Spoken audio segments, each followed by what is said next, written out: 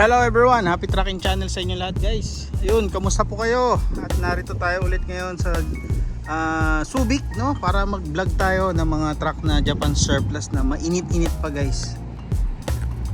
Ayan, mainit-init pa guys, no? Anong ibig sabihin na mainit-init? Napakainit ng araw at napakainit ng mga unit na bagong dating. Ayan, nakikita nyo, no? Nasa kanan pa kanyang mga manubela. Ayan, no? At ang gaganda, ang kikinis, no? So ito, nakita nyo, repeatan natin tong mga unit nya. Ayan, no?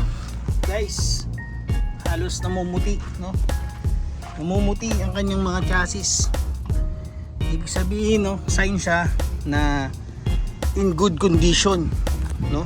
Sign siya ng in good condition na maganda klase, no? Tapos ito, meron dito 6UZ1 na drop side, no?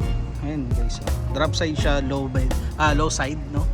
So ewan ko paano yung gagawin yan, pero alam ko ganyan lang siya. Tapos meron din ditong puso, no? FU54, mga nasa 6M70 pero tignan natin guys, no? Parang kakaiba tong 6M70 na nakita ko. Ayan kanyang chassis. Akala ko kasi guys double dep siya, pero single differential nga lang siya. Ayan. Yung nakita nyo kanina na single differential lang din po yun. Tapos dito meron ditong 6FF1 na inline, no? Ang ganda naman ito, inline, no guys. So sa naghanap ng inline na wing van, especially sa mga taga Romblon, shoutout sa Romblon. Meron dito single differential. Kanina kasi meron akong nakilala, no?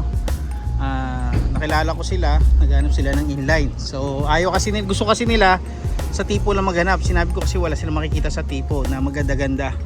So sana yung makikita nila. Yan, inline yan guys, 6FF1. Single differential lang to. Kita naman kasi sa chassis CYL. Pero ano siya, airbag siya guys. Yan, 6FF1 single differential. Ayan. So punta natin yung dulo, pakita natin sa inyo. Airbag yan, single differential yan, ha. Hindi pa yan, pero pwede convert yan guys. Yan, ha. Ito ang kanyang loob, steel flooring. Wow, steel flooring pa. Shoutout sa iyo boss, kung buwababa ka lang, hindi nakita mo na to 6FF1 na inline, ganda. So punta pa tayo dun sa harap. Pagkatapos meron din ditong Hino E13C na wing van. Ayan. Drop side pala. Sorry guys. May karga siyang tractor head. May Hino din ulit. Drop side din siya. May tractor head din. Saka merong 10 feet na drop side. 6-wheeler yon. And then meron dito. Ito yung hinahanap namin ni Boss Miggy. Ayan, Boss Miggy. Shoutout. 12-wheeler naman to. Bagong dating. Nasa kanan pa. Kung makakapag-antay ka siguro ng mga isang buwan mahigit or 2 buwan. Yan po pwede sa'yo ito. Meron siyang sub-engine 12-wheeler 6UZ1 Euro 4. Ayan, tapos dito meron ditong DR 3 wiper, 6 stud 6HL1 siguro to. At pagkatapos meron din dito forward naman. Wala pang papers to, mga kadarating lang, no? Sa nakikita nyo naman nasa kanan pa siya, no? Kaya standby. Pwede nyo na rin naman puntahan dito guys, no? Punta lang kayo dito guys sa Subic, o assist ko kayo dito. So, punta pa tayo dito sa iba. Tapos yan, meron din ditong puso sa buyer natin, no? Puso na 6M70.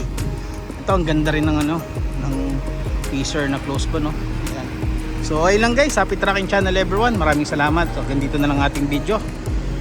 Happy trucking channel everyone. Thank you. Bye bye and God bless.